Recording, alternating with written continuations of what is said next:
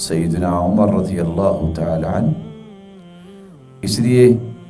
فارغ البال جو کوئی کام نہیں کرتا اس کو بہت ناپسند کرتے تھے، اور وہ کہا کرتے تھے کہ یہ تو خواہشات کی کھائیوں میں گرنے والی بات ہے، اور یہ تو ذلتوں کی طرف جانے والی بات ہے کہ ایک بندہ کوئی کام بھی نہیں کرتا۔ انی لأکرہ ان ارى احدکم فارغا لا فی عمل الدنیا ولا فی عمل آخرہ، مجھے اس قدر ناپسند یہ چیز لگتی ہے کہ ایک انسان نہ دین کا کام کرتا ہے نہ دنیا کا ہی کام کرتا ہے، کم از کم وہ کوئی دنیا کا کام کر کے کوئی حلال روزی ہی کما لے، کسی کے لیے خیر خواہی کر دے۔ یہ دونوں کام نہیں کرتا، سخت ناپسند کرتے تھے سیدنا عمر رضی اللہ تعالی۔ دوسرا کام جو کرنے والا جس سے نظریں جھکتی ہیں، انسان روزہ رکھے۔ صحیح بخاری کی روایت ہے 1905، رسول اللہ صلی اللہ علیہ وسلم نے فرمایا، یا معشر الشباب من استطاع منکم الباء فلیتزوج، جس کے پاس تو طاقت ہے اسے شادی کرنی چاہیے، فإنہ اغض للبصر، یہ نظروں کو جھکا دینے والی، وأحسن للفرج، اس سے شرمگاہ کی حفاظت رہتی ہے، ومن لم يستطع فعليه بالصوم، اور جو شادی نہیں کر سکا، ابھی حالات نہیں بنے، فعليه بالصوم فإنه له وجاء، اسے چاہیے کہ وہ روزہ رکھے، یہ اس کے لیے علاج ہے کہ نظریں اس سے بھی جھک جائیں گی اور اس سے بھی اس کی عزت کی حفاظت ہو جائے گی۔ ایک تیسرا کام بھی کرے جس سے اس کی نظریں محفوظ رہ سکتی ہیں، مراقبۃ اللہ عز وجل والخوف منہ،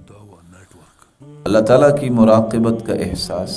اور اس کا خوف اس کے دل میں آ جائے۔ ارشاد ربانی ہے، یعلم خائنۃ الاعین وما تخفی الصدور،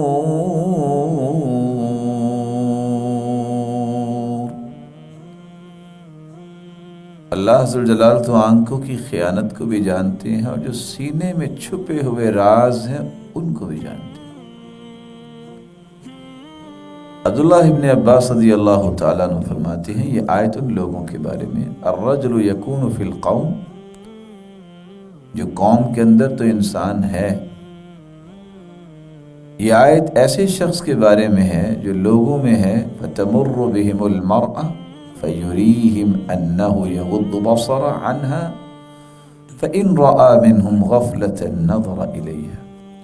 لوگوں میں بیٹھا تو لوگوں کو دکھاتا ہے کہ نہیں یہ بڑی نظر کی حفاظت کرتا ہے، لیکن جب وہ لوگوں کو غافل دیکھتا ہے کہ لوگ نہیں دیکھ رہے تو پھر وہ اس عورت کی طرف دیکھتا ہے۔ یفطن الیہ فإن خاف، اگر اسے خوف لاحق ہوتا ہے کہ لوگ نہ دیکھ رہے ہوں، غض بصرہ، تو اپنی نظروں کو بند کر لیتا۔ وقد اطلع اللہ عز وجل من قلبہ انہ نظر الیہا، لیکن اللہ تو دل پر مطلع ہے کہ اس نے دیکھا یا نہیں دیکھا۔ چوتھا کام ایک اور کرے، المقارنہ بین العاجل والآجل، دو چیزوں میں مقارنہ کرے۔ سید ذوالنون مصری کے پاس ایک نوجوان تھا، خوبصورت تھا، اور کچھ چیزیں وہ لکھوا رہے تھے، فمرت امرأة ذات حسن وجمال وخلق، وہاں سے ایک عورت گزری جو خوبصورت بھی تھی اور اچھے اخلاق والی، فجعل الفتى يسارق النظر إليها ففطن ذوالنون، تو بچے نے نظریں چرائیں اور اس کی طرف دیکھا۔ سید ذوالنون مصری نے لوع عنق الفتى وانشأ يقول، اس بچے کی گردن کو دوسری طرف کر دیا اور یہ شعر پڑھا، دع المصوغات من ماء ومن طین واشغل هواك بحور خرد عینه واشغل هواك بحور خرد عینه، چھوڑ دے ایسی چیزوں کو جو پانی اور مٹی سے بنی ہیں اور ان کا رنگ تمہیں پسند آ رہا ہے کہ پتہ نہیں یہ مصوغات ہیں، سونے کی بنی ہوئی چیزیں، حالانکہ وہ پانی اور مٹی سے بنی۔ اور اپنی خواہشات کو مشغول اس چیز سے کر، اس حور کے ساتھ جس کو اللہ عز و جلال نے جنت میں تیرے لیے تیار کیا۔ تو المقارنہ بین العاجل والآجل، جو جلد حاصل ہونے والی چیز ہے جو غیر حقیقی ہے، اور حقیقی چیز تھوڑی سی لیٹ ملے گی جنت میں، لیکن اصل چیز وہی ہے